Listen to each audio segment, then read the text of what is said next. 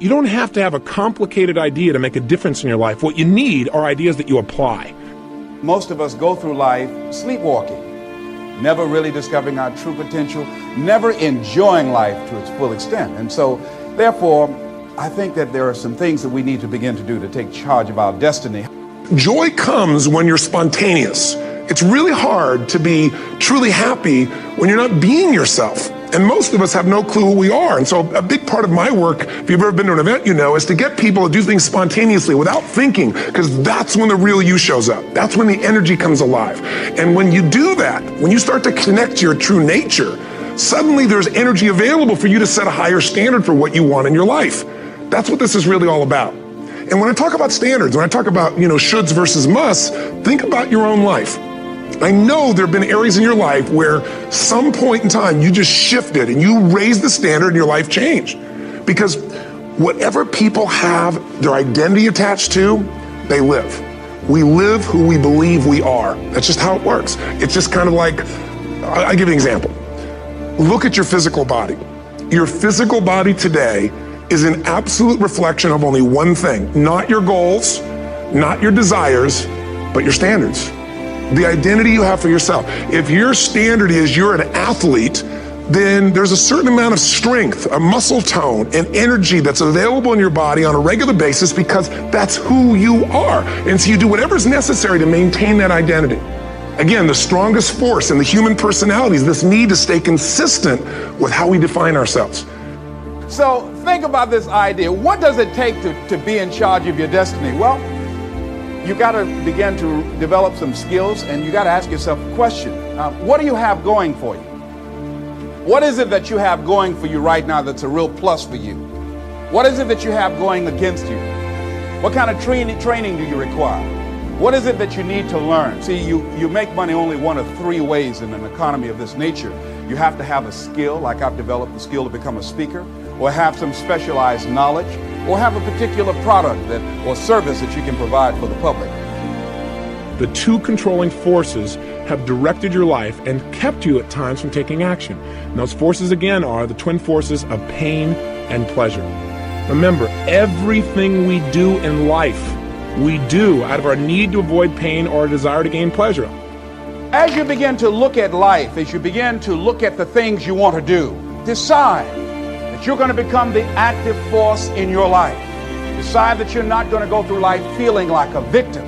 Decide that when things become challenging, and they are, that you're not going to personalize it, that you're going to look at it and you do whatever you must do in order to work things out and learn from it. Learn from it. That's the key.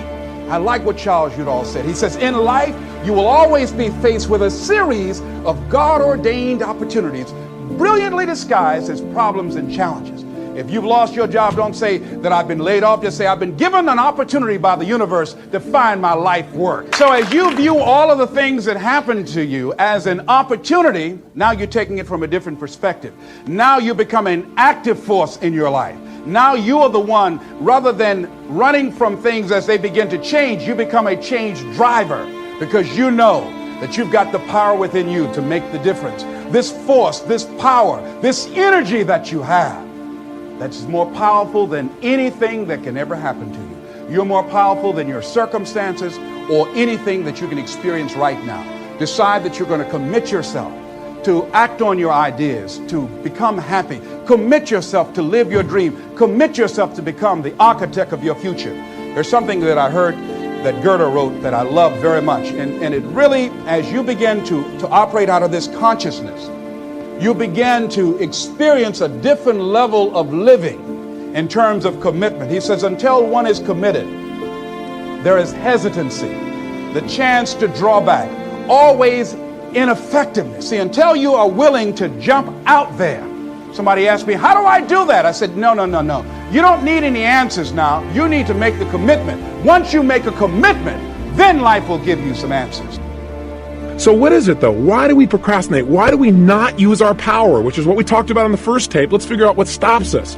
The reason is when we procrastinate, it's because we think that taking action, whatever action we're putting off, that taking that action would be more painful than doing nothing or not taking action. That's the bottom line. In other words, by not taking action, we experience less pain than taking action. Guess what I had to do at age 25 in order to change my own future? I had to change my mind. I had to change my thinking. I had to change my philosophy. I was messed up on what was causing my problem. And once I got that straightened out, that all the stuff I blamed, the government and taxes, the marketplace and the economy, and things cost too much, negative relatives, cynical neighbors, once I got rid of that and started going for where the real problem was, which was me, I'm telling you, my life exploded into change. My bank account changed immediately. My income changed immediately. My whole life took on a whole new look and color immediately. And the early results I got from making these philosophical changes tasted so good, I've never stopped the process from that day. And I'm telling you, with a little consideration of the refinement of your sail, by setting a better sail, refining your philosophy, your whole life can start to change from today on. You don't have to wait till tomorrow. You don't have to wait till next month. You don't have to wait till spring. You don't have to wait till 93. You can start this whole process immediately. I recommend it. Now, some people do so little thinking, they don't even have their sail up. I mean, you can imagine where they're going to wind up at the end of this week, at the end of this month, at the end of this year. Now's the chance to change, process all this information. So number one is philosophy. Okay. And we dealt with all that, where we get ideas, personal experience, from other people's experiences. I don't want to get into all those details because we covered that the last time I was here. But philosophy, that's number one. What is procrastination? It's the opposite of using your personal power. It's being immobilized. It's needing to do something and not following through. I call it the silent killer because it grows on you. It just kind of creeps along until pretty soon it's taking control of your life. Pretty soon you find yourself immobilized in a bunch of areas and you don't even realize it. You don't even notice all the freedom you've given up just because of procrastination. So let's talk about Starbucks.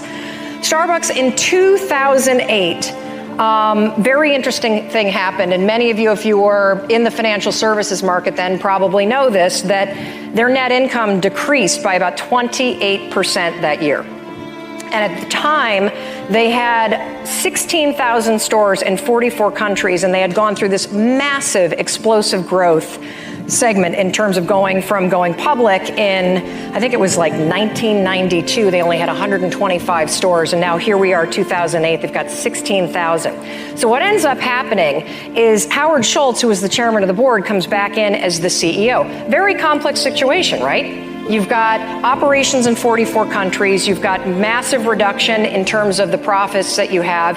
You've got the stock market and Wall Street screaming at you. You've got customers that are going to Dunkin' Donuts because there's a recession that's hitting. So what do you do? Well, he was very clear, again, back to the two rules. What do I stand for? Like, what am I doing? And what do I want the outcome to be? So he was very clear that what he stood for as a leader and what Starbucks should stand for is the Starbucks experience. He wanted to go back to the beginning and reintroduce people to the romance of having a cup of coffee. Because that's how Starbucks launched in the beginning, that he was traveling and was over in Italy and was like, God, why don't we have places like these great stops to have a little cup of coffee over in the United States? Boom, Starbucks, an idea, it's born, it's launched. So he decides he's going to do whatever he can to get the romance of having a cup of coffee back.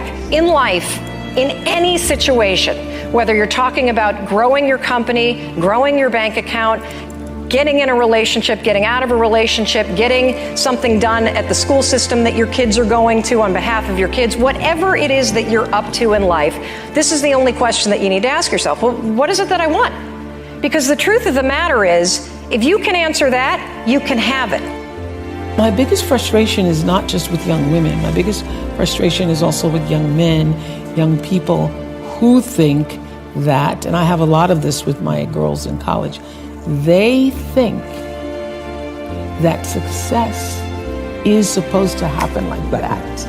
Yeah. They think that there isn't a process to it. They think that they're supposed to come out of college and have their brand. And I recognize now that I am a brand, but I was resistant to being called a brand for many years because I was like, I'm a brand, I'm not a brand, I'm a person. But how I got to be a brand was not trying to be a brand. How I got to be a brand was every day making choices that felt like this is the right move, now that's the right move, and now that's the next right move, the next right move.